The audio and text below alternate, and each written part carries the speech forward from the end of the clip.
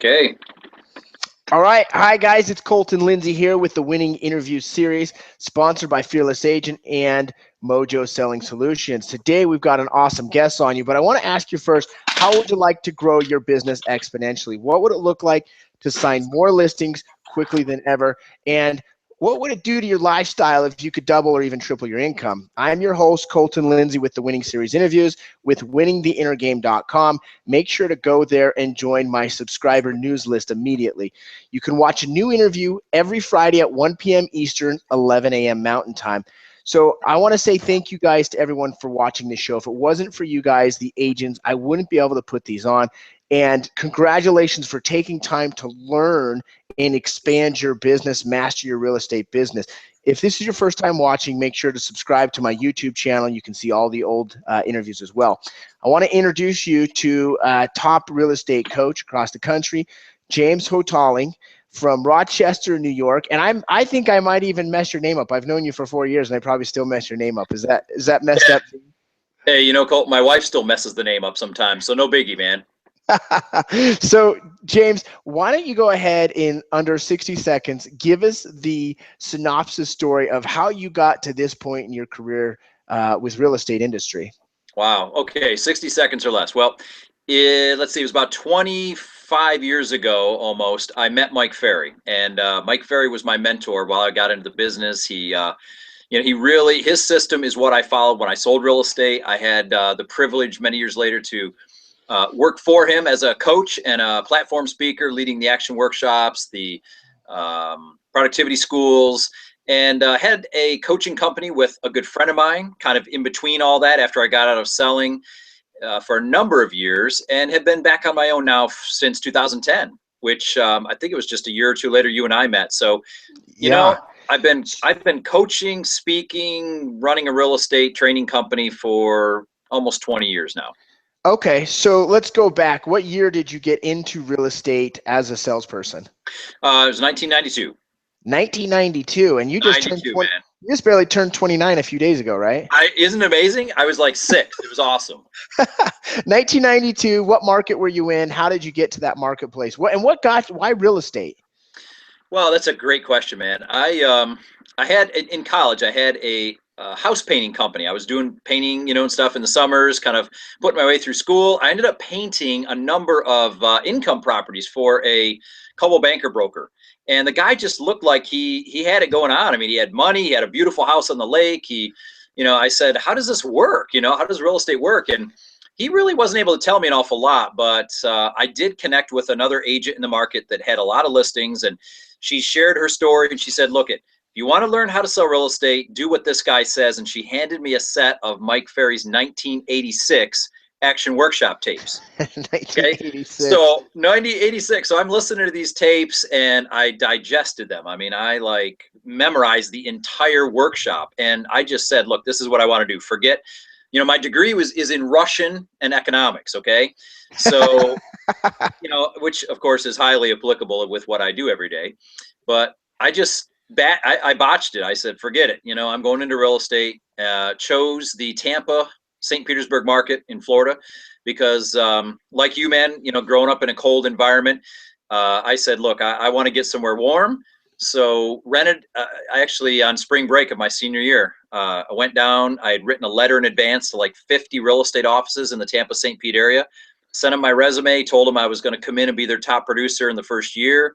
And I had 3 people that decided they wanted to interview me out of 50. So I was playing the numbers game already, right? And I got a broker, a Great Century 21 broker right in Indian Rocks Beach. And he agreed to cover my expenses for the first 90 days while I was waiting for some commission income, and rented a townhouse through the mail in Tampa, St. Pete. And a good friend of mine and I, who was doing the exact same thing, we left about a week after graduation, moved to Florida, jumped in. And the key event, though, man, was 2 weeks later, Mike Ferry showed up in Tampa to do a half-day program. And we met him at the airport the night before the event. Okay, we knew he was flying in and waited there, stalked him, introduced ourselves as the college kids that had written him the letter, and had listened to his stuff. And he was blown away. He's like, I can't believe it. You're actually doing it. And So we had a great talk the night before. He had us kind of stand up at the event the next day and introduced us, announced to the whole audience he was flying us out to the Superstar Retreat in Palm Desert, and just really took an active interest from that point in mentoring, right, and helping grow the business. And you know, the truth is, I didn't stay in sales. It was about 4 years actually of active selling, and I had done so much speaking and training that I thought, you know, I like this better. I just So let me stop you right there before we go into that. So yeah, I want to identify something for those that are watching. Is you wrote 50 letters yeah, and resumes to 50 different companies, and right. as a real estate trainer, real estate coach, how difficult is it to even get an agent to call 50 prospects, Yeah. right? You weren't even starting to prospect yet. You were just trying to get a Right. job. Right. So Right. so what inspired you to even start that way, to just start sending letters out and getting in front of them like that? Well, because I knew from listening to Mike for so long, and you know, as I mentioned, after sort of internalizing that first set of tapes that we got, we'd written, my friend and I, we'd written Mike a letter and said, look, we've got this thing down. Do you have anything else you can send us? And he literally sent a box of videotapes. You know, it was video cassettes at the time, and cassette interviews and workbooks. And so just listening to all that, I knew that the average mindset of a broker out there was not going to be excited about somebody coming in wanting to go out and cold call, and I wasn't going to do floor time. I wasn't going to do a bunch of other stuff. So I knew I needed to play the numbers game to find somebody that was willing to pay me for 90 days because I didn't have any money, you know? So not only that, guys, listen, he got a broker to give him payment for the first 3 months, 90 Right. days 90 days. to help pay your expenses and live. How Exactly. old were you at the time? I was 21. 21 years old. Yeah. And if I remember right, you started to work one area of the market and your friend started Yeah. working the other areas of the market. Is that how it worked? That's right. Basically split it up and just went, I mean, it's the same stuff we talk about, you know, door knocking, cold calling, FISBOs. I mean, that's what I grew up on, and it was quite an experience, though. You know, going from studying it to actually doing it in live, you know, real time, so to speak. And so that same action works today: door knocking, getting in front of FISBOs, getting in front of expireds, Yeah. building a personal circle database. And in fact, back then, if I remember correctly, they didn't have Zillow back in '92, did they? No, we didn't even have computers, man. No, I'm kidding. I just read a quote actually from Keller Williams has their mega agent event this week, and Jay Yes. Papson, he quoted that 50% of the agents spending money on Zillow are actually getting a loss return on their investment. Yeah. So that's something to think about. What is it that you recommend from your first year in real estate, 100 years ago, back in the 1900s? What is it that Right. you recommend to agents right now that they can get business immediately? Oh my gosh, just find someone to talk to. Just go talk to people. I don't care who it is. Just go ask a real estate question. Hey, you know anyone who wants to buy or sell a home? What about you guys? You interested in making a move anytime in the near future? Right? I mean, if you took that simple old school script and imagine asking 100 people a day that question. You're Yeah. just willing to go to work, and just something as simple as that, you think you'd find business? Holy cow, you'd be overloaded. Yeah, absolutely. That's the biggest secret, is just start talking to people. And anything, and I love this saying, anything worth doing is worth doing poorly. It's because it's our failures and our mistakes that propel us forward. So Right. first year in real estate, how many transactions? 45 sales first year. 45 sales. And were those mainly listings, mainly buyers? How did they Yeah. come about? Yeah, probably. I don't remember the exact percentage, but I would guess it was 90% listings, because 90% listing. that's really all I was doing. Is just prospecting for listings, and I worked a few buyers, you know, especially if they were buying, my sellers were buying something. But I started giving away buyers like second month in the business because I had too many, and I knew I wanted listings, so that was it.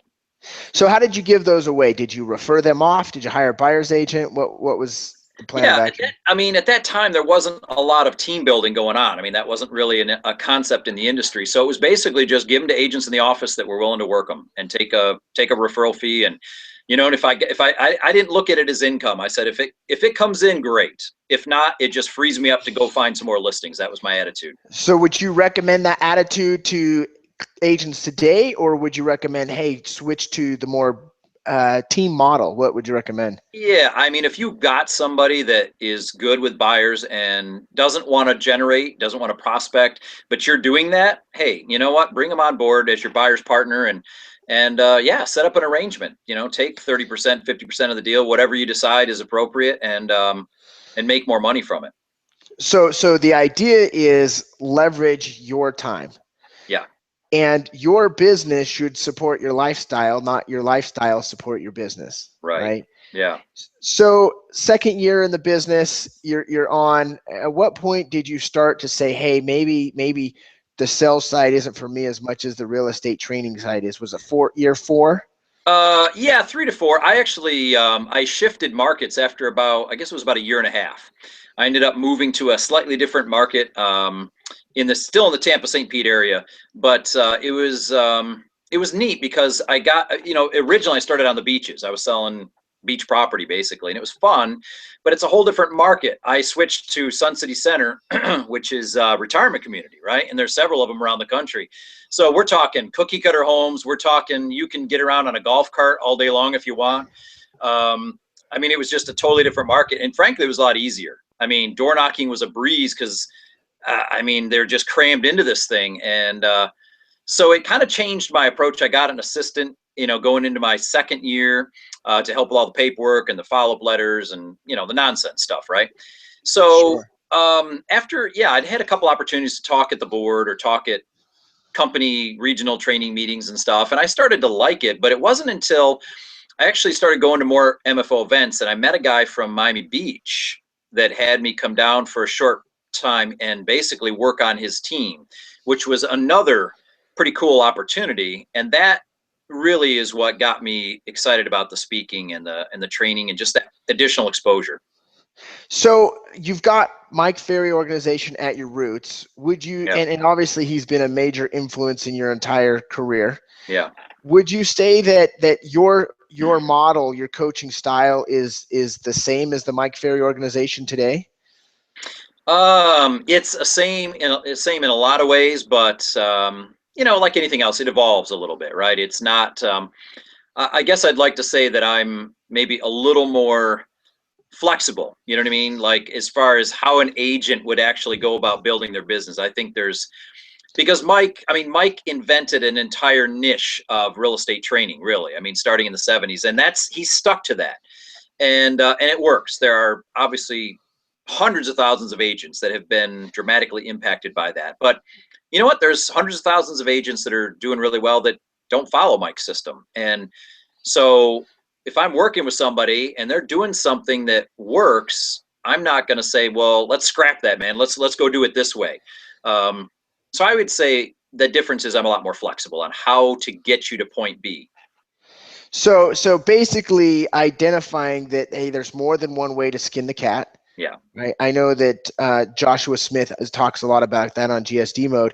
Right. And that's what really does make the real estate industry awesome, right? You can, at Floyd Wickman, he's one of my favorite mentors. I learned from him and Bob Leffler at the beginning of my career a lot. And Floyd Wickman, I remember him saying in an interview, you can take your business, your real estate business, anywhere in North America and easily generate a 6-figure income. And today you could probably easily generate a 7-figure income, how easy and fast-paced the market is. So what would you say is the one thing that stands out with James Houghtaling that your philosophy is on training and coaching agents? So it's the one thing that you just try to really integrate with your students? I guess I would say that it would be that there's a mindset that accompanies everything you do in this business, that you have to, before you're going to change your behavior, before you're going to learn a script, before you're going to become a master of your presentation, that you have to invest in the right thinking. You know what I mean? You have to spend the time to understand what your goal is, what your vision is, how you're going to get there, the hard work that's required. And I think too many agents know what to do. They just don't do it because they mentally melt down too often. I mean, I remember talking to a great agent. This was probably 10, 12 years ago. And I was having lunch with him, and this, he was a 100+ deal a year producer. And I remember him saying in his observation that the majority of agents never produced anything because they spent too much time recovering from adversity. What type of adversity are you talking about? It could be anything, man. I mean, it could be deals falling apart, right? I think I know someone that knows a little something about that. It could be, you had this deal in place and you were counting on it, and all of a sudden you get the word it's not going through, and it throws you into a tailspin, especially if you don't have a lot more deals behind it. It could be, issues in your personal life. It could be, your technology is failing for the week and you're just frustrated. I mean, there's so many things that happen to us in life that you can choose to let those things stop you from doing your job, or you can just say, look, I still have a job to do. I got to get, X number of appointments this week or whatever. So yeah, figuring out how to recover. And I think it's not only doing your job, but living your life happy or living your life miserable. Because if you're sitting there in recovery mode all the time, you have negative feelings, you have doubt, you have frustration, and Right. No one wants to live a life full of fear. So that's exactly why I started Winning the Inner Game. I love that side of life, the mental aspect, the psychology behind it.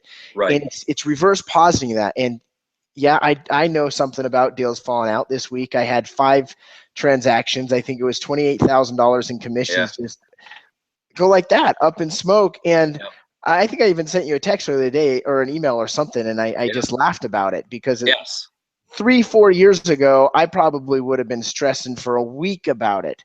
Right. And today it's okay. All right. I still get 9 deals. I think I got like 60-something thousand in escrow still. Right. And I think I'm right around, I don't even know, I'm right around 200,000 or something that is just paid from real estate commission. So it's like, if you can change your mind, it just twist it just a little bit, your life will be happy and you'll do more transactions. So Absolutely. What year was it that you started in with the Mike Ferry organization? 2006. 2006. Okay. Yeah. And you were there for 4 years with them. So I want to back up. You were doing coaching before that with your own business, right? How long were you doing that coaching and training before you joined with Mike's company? It was almost 10 years, about 8 or 10 years at least, Okay. And that was a decision. I made the decision to move back to upstate New York, which is where I grew up.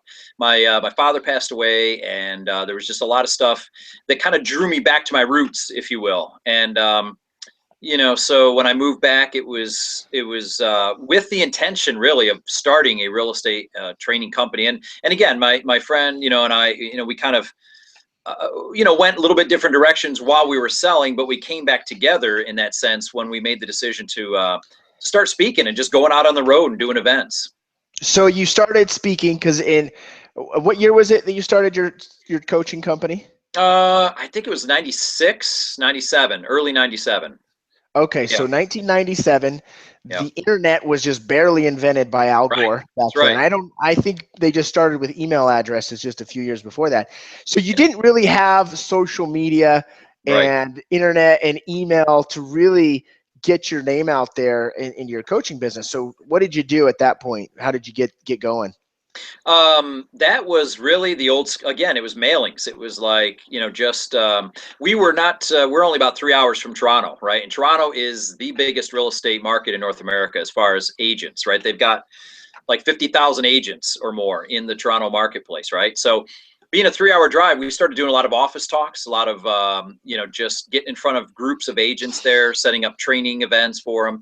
And then it was mailings, right? It was picking a market, saying, hey, let's go talk in Chicago in 2 months. So you design a mail piece, you find a print shop that'll deliver it to, all the agents in Chicago, and you show up and you hope you got a few hundred people in the seats. And and that's how it grew. And we would do 8 or 10 cities a month in some months, and just start signing people up for coaching, and it just kind of took off from there. Really, it was pretty cool. What type of coaching were you? Group type coaching? Was it one-on-one phone call coaching?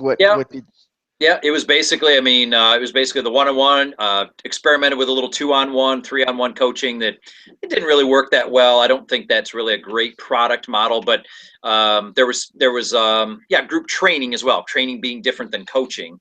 But those were the main products right there. And, a few cassette tape programs and stuff when that was still popular, but it was mainly coaching. That was the main product.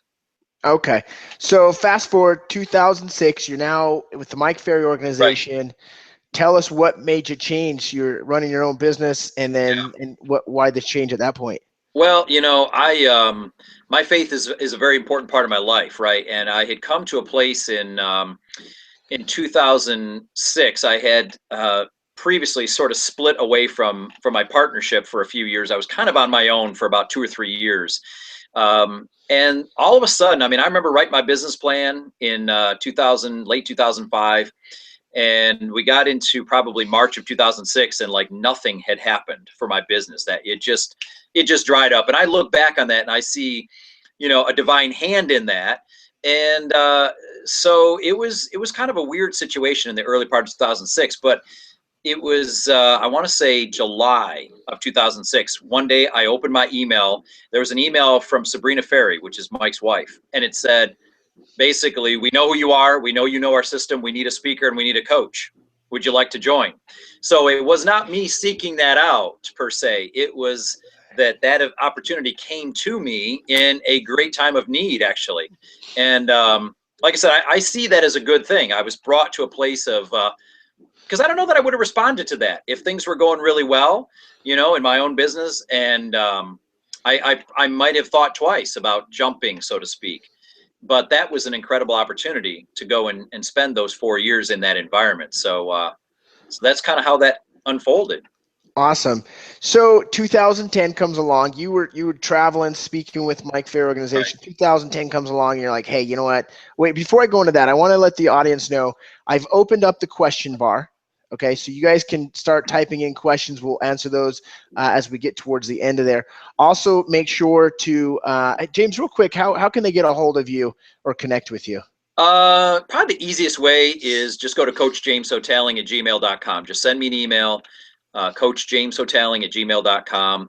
And you can hit me up through Facebook. You can find my business page there through Facebook as well. And I don't know what it is about the guys built or born in the mid 1900s or whatever when you were born. Maybe you weren't mid 1900s, but it's like they took forever to transition to the social media. Like, what's up with that, James? Why were you off grid for so long? By the way.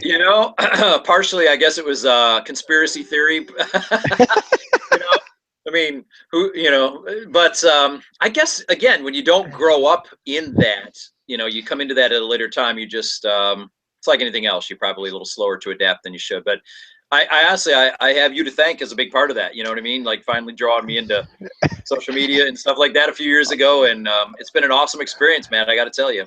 Awesome. I'm glad you're here. So 2010, you've gone through your Mike Ferry time frame. Let's say in those 4 years, 6 to 10, what is the one thing that you take away that you learned from that 4 year stretch?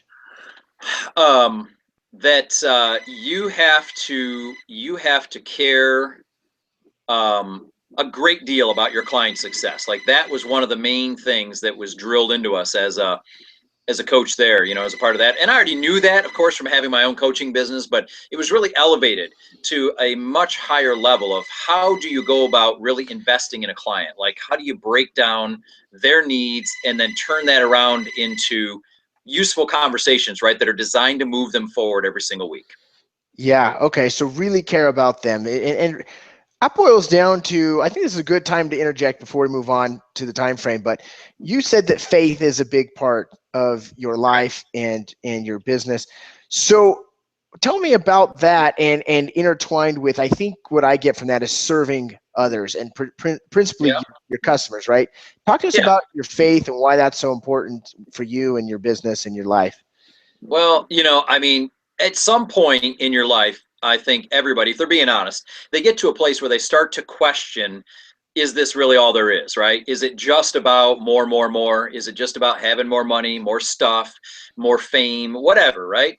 I think you start to answer or ask bigger questions, especially when you have a family, right? And you have kids and you're married and so, probably 14, 15 years ago, I mean, I came to that place where I realized I needed more than just um, earthly experiences. Let's put it that way. I knew I needed something more in terms of the spiritual side of my life, and I thank the Lord for that. But you're right. I think once you come to that place and you realize that it isn't all about you, there's a much bigger picture going on out there.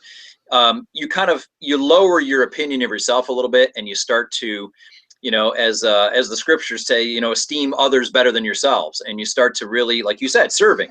It's about what can I do to impact other people's lives. I've learned all this stuff. I've put it into practice. I've made it work. I've achieved some level of success, that the world might call success. So how do I share that? How do I pass it on? How do I inspire others to do the same thing?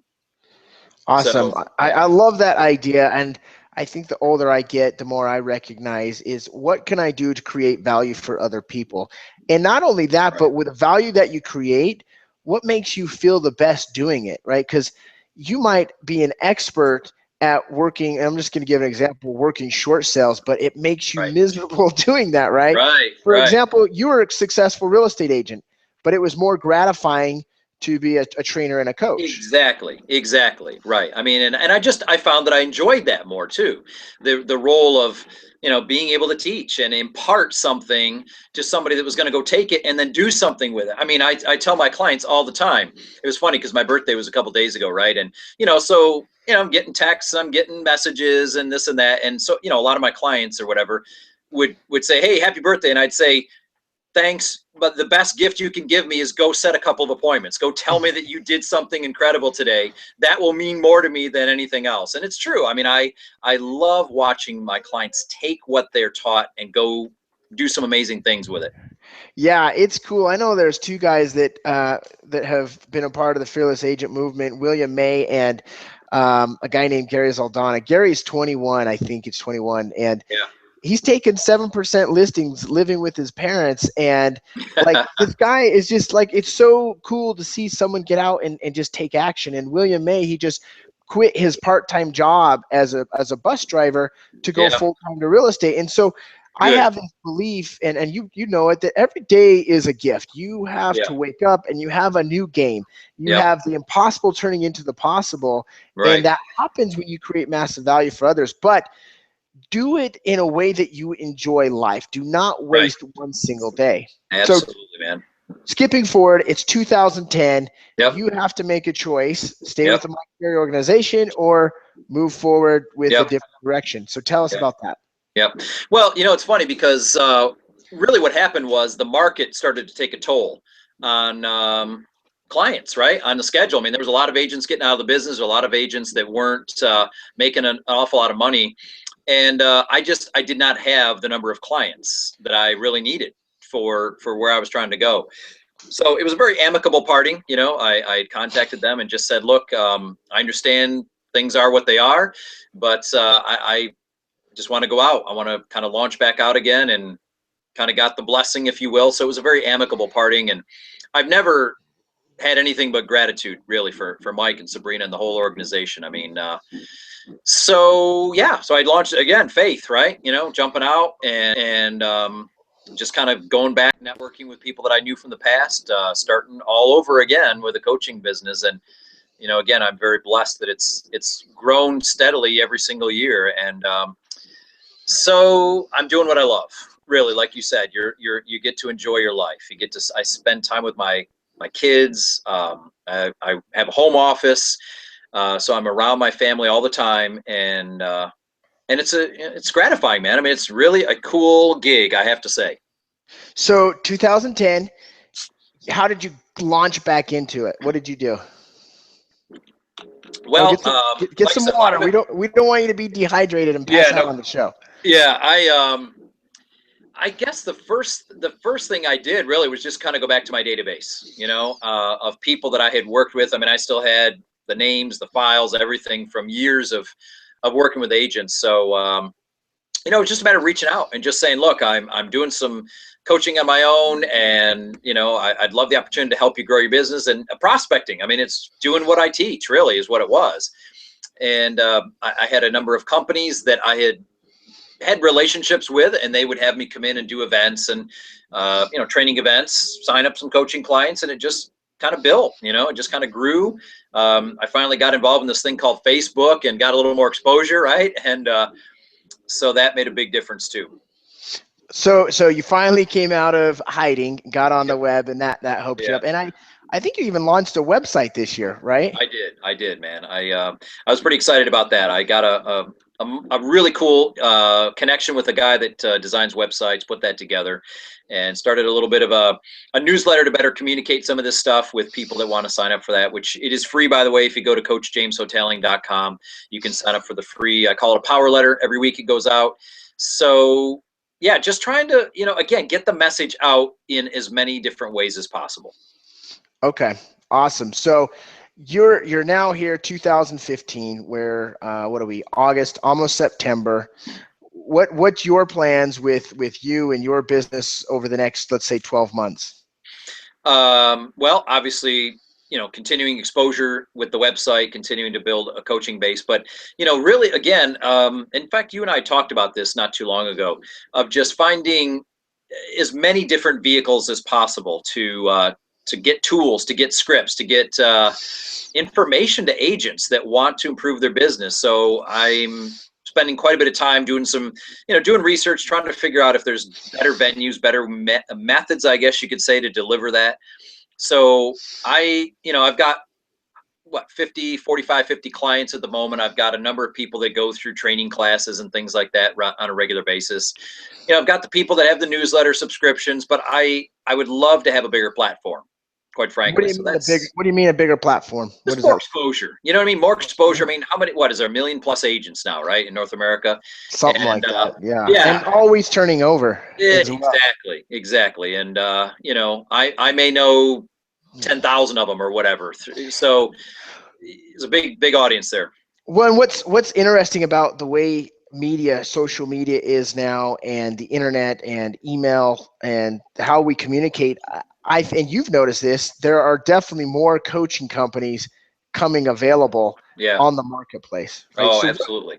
How would you recommend an agent find a coaching company to work with? What would you suggest? It's a great question.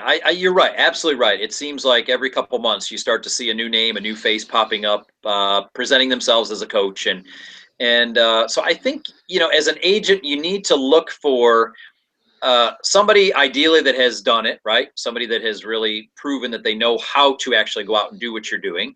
I think you've got to find somebody that is going to be invested in you, that doesn't see you as just a commodity, so to speak.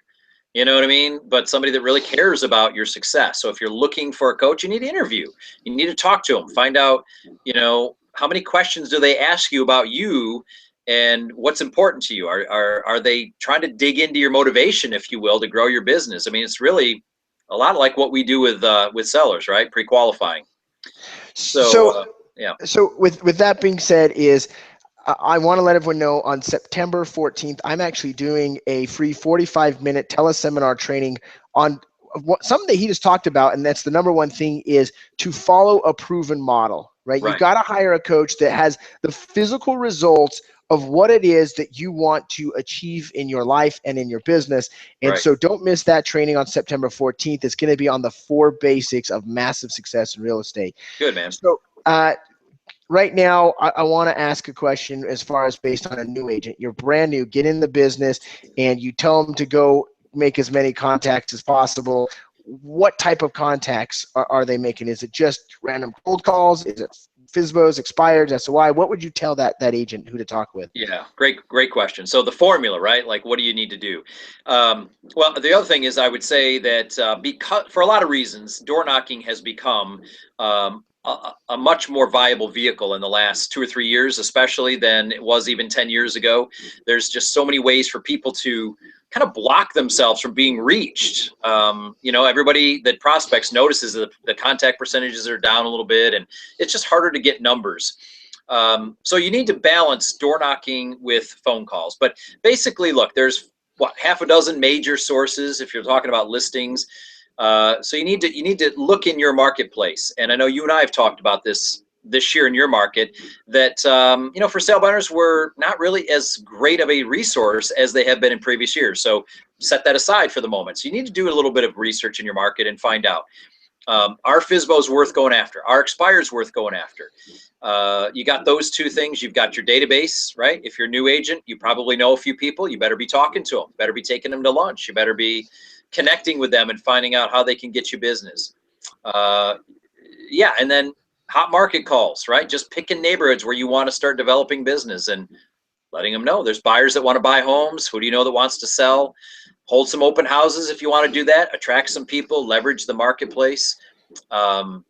There's a Well, and lot you can do. there's so many options too that you Right. can. And so, how many of those pillars would you recommend? Because you named open houses, FISBOs, expires, cold call, Right. SOI. Yep. I mean, how many different Yep. options? I would say probably at least four. I like to see agents mixing in at least four, different ways to generate business. But I think that, that brings up a great point, because there are so many options. I see agents make the mistake of trying to do everything, and that does not work. I had a call earlier this week with a client, and, they're talking about like 4 or 5 new things they've been researching and wanting to implement. And you spread yourself too thin and you're not going to be effective in any of them. So, dabble a little bit, see if you can figure out what your key 4 methods are for generating business, and then work them faithfully. Give it 90 days, track your numbers, track your results, find out what is really working, what you're good at, where you need to improve. And hey, you know what? You may have to switch up a little bit after 90 days. So 90 days at least, give it a go. At Now, least. let's say that an agent is going to start calling for sell by owners for 90-day period. What does that look like? Is it just a couple phone calls, or how aggressive do they really need to Yeah. go after these? Yeah, FISBOs are funny, man, because they really are the true follow-up. You know what I mean? Like you cannot be successful with FISBOs if you're not going to follow up, because you're never, well, no, I shouldn't say never, very rarely are you going to get a listing on the first contact. So you have to have a strong opening script. I mean, you have to engage the people. You have to look for motivation. You have to have your standards, right, of what you're looking for. And from there, I think there's like four or 5 major ways that you should be following up. You should be calling these people. You should be emailing them, texting them. If you want to mail them a postcard or some other follow-up method, and potentially even going by their house once in a while to stop by in person if they're local, right? I mean, if they're within 15 minutes. So your follow-up system needs to mix up 4 or 5 different ways of reaching and touching these people, because one way is not going to get it done. And you do, man. I usually tell agents every 3 to 5 days they need to be getting something from you. Your name has to be in front of them. Let's put it that way. Through a postcard, through an email, through a text, something. What seems to be working best right now to be in touch with sphere of influence? Have you noticed? Sphere of influence. Probably the texts, or even. Phoning is always great, because with sphere of influence, you've got their cell phone, right? You can call them, you can reach them, so that's pretty easy. But you can't do that every week. So I think, in fact, you and I talked about it. I know some other people do this too with the video texts. That's a good way to get in touch with them. I think developing your core advocate list. Go through your SOI, go through your past clients, pick the top 25 people. And a couple times a month, get somebody out to lunch, grab coffee with them, get face to face with people, and bring them value. Do something for them, and see who they can connect you with that might be thinking of selling or buying. So, Awesome. yeah. So guys, make sure to open your chat box right there and ask questions for James. We're going to be opening up that section in just a few minutes. So how I want to talk about this topic that is really a goofy topic that everyone's heard about, but I don't know that anyone I've really heard explain how to do it really well. And that's your business document, your business plan. Maybe take a few minutes on that. And how can an agent actually set up a business plan? Good question. To me, the business plan is part of what I would call the foundation of your business, right? I mean, it's like you said, an essential document. So the business plan needs to start with a vision. It needs to start with, where do you want to be a year from now? If we're going to talk about, let's say, a 1-year plan. One of the things I've been doing with a lot of my clients starting in August was a 100-day plan to finish out the year, right? So the vision is, what do you want your business to look like at the end of the year? What do you want it to look like a year from now? How clearly can you describe it? And so if you can do that, if you can describe where you want to be, building the plan to get there becomes a lot easier, right? So then you break down your production goals, right? So figure out how many listings you want to take, how many sales you want to make, how much money you want to earn. But you know what? There's half a dozen major systems that go into your business too, right? There's, your follow-up system. There's if you have staff, there's your social media and your CRM. There's so many different layers that all need to be part of your plan. So I think if you take each system and you define what's missing right now from my business in this area. What do I need to improve? So it could be a little overwhelming. I mean, if Again, an agent, even an agent that's been in the business 5 or 10 years, hears you talk about all of these options and, yeah. you got to get clear on it. So let's say an agent wants to get from point A to point B, clear to point Z with their business.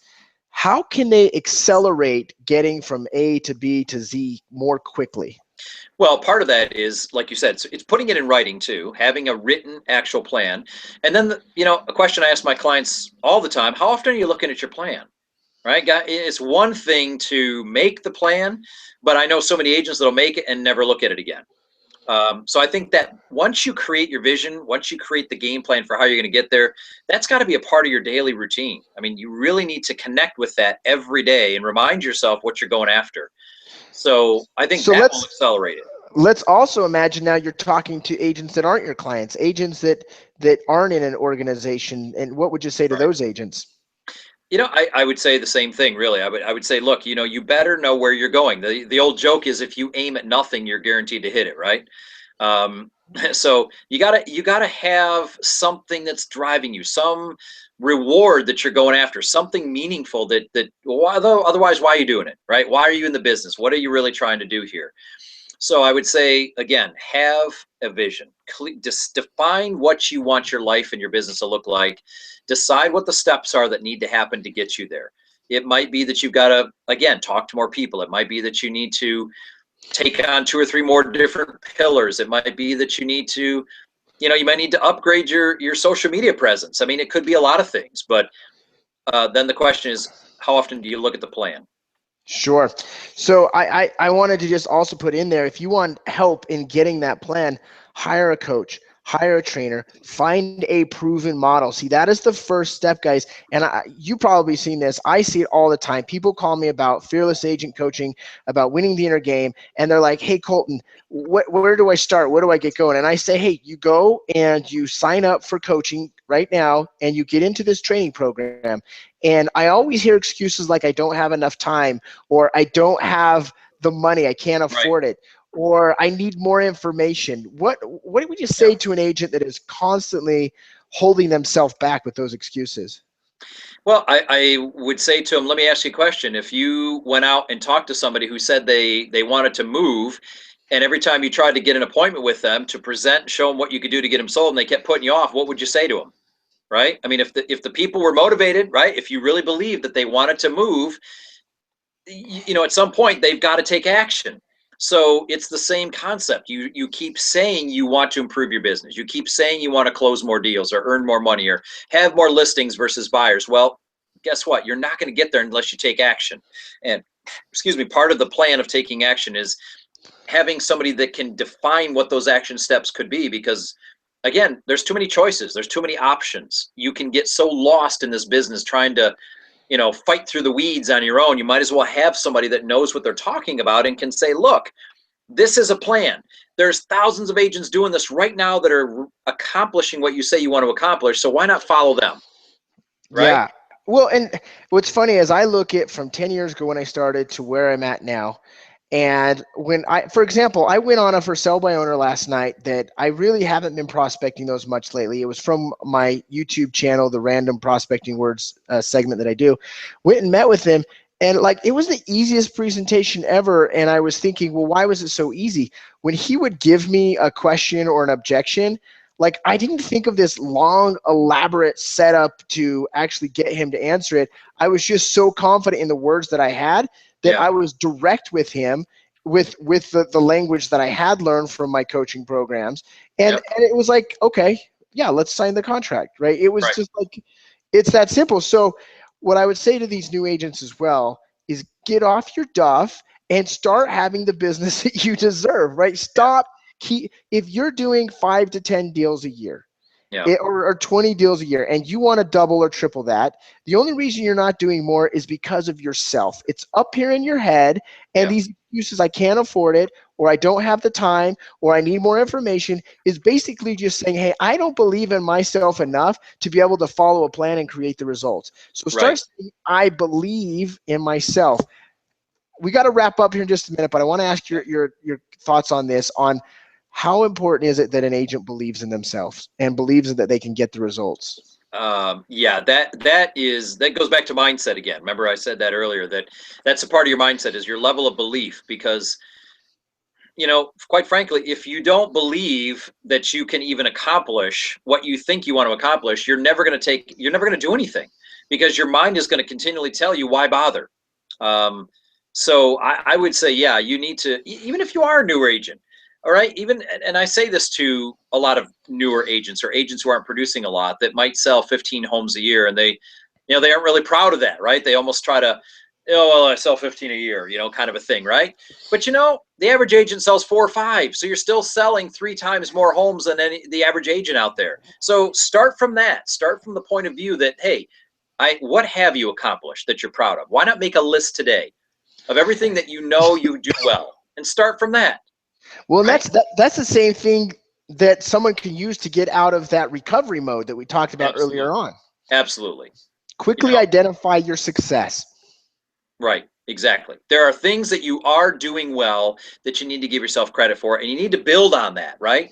And then take another step and get some success there, and then add that to your list of credentials. I mean, truth is, man, everybody can do something well. You don't have to be perfect. You don't have to be an expert at everything. Just find what you're good at and get out there and do it a lot. If you're great on the phone, good, get on the phone. If you're better in person, go knock on more doors. If it's like, find your talent, man, and go put it into practice, because there's a lot of business to be done out there. So here's last question that came in is, what are top 3 books that you would recommend to agents? Great question. Gosh, how do you boil it down to 3, right? I would, believe it or not, as an overall system, I really do love The Millionaire Real Estate Agent. I think the MREA book is a great book that just lays out a blueprint. It lays out a plan. You may not choose to follow every single thing in there, but it's going to point you in the right direction for sure.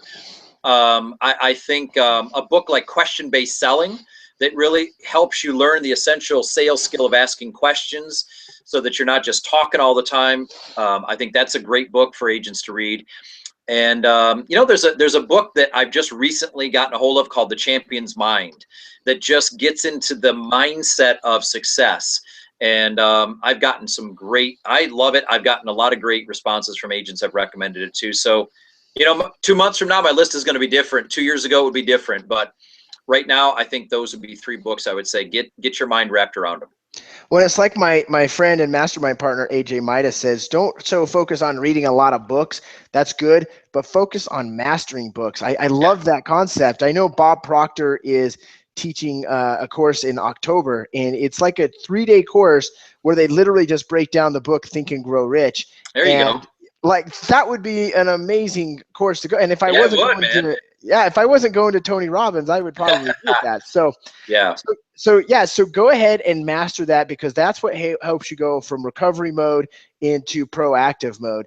And when you have that thing where 5 deals, like I had happen this week, fall apart, but then you can look at it and still have 9 deals under contract. I lost 25 grand, but I still got 60-something thousand. Plus, I can put 4 of those deals back together. So you can't let it disrupt your happiness. You can't let it disrupt what's going on in your inner game.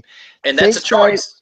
Yeah, that is a choice. And it's a choice. And in fact, if everything you do is a choice, I want to point that out. And when you can accept that you choose it, even if it's the results that you don't want right now, but you chose that, you can then start from a new place and a new creation and a new possibility. James, I want to say thank you so much for coming on. You guys can get in touch with him on Facebook and on Coach James Houghtaling at gmail.com. Right. Also, you guys, I just want to let you know we're having a free teleseminar this Tuesday with Fearless Agent Movement. Get with me if you want details on that. And if you guys haven't already got with Mojo Selling Solutions, I would highly recommend that. James, would you recommend Mojos to everyone as well? Yeah, man, it's great. Excellent resource. You got to have it. And understand these things aren't magic pills. They're tools and resources that you can add to your business and really help. And we've got some really great training videos coming out on how to utilize the Fearless Agent Sales System with Mojo. So stay tuned for that. Thanks, James.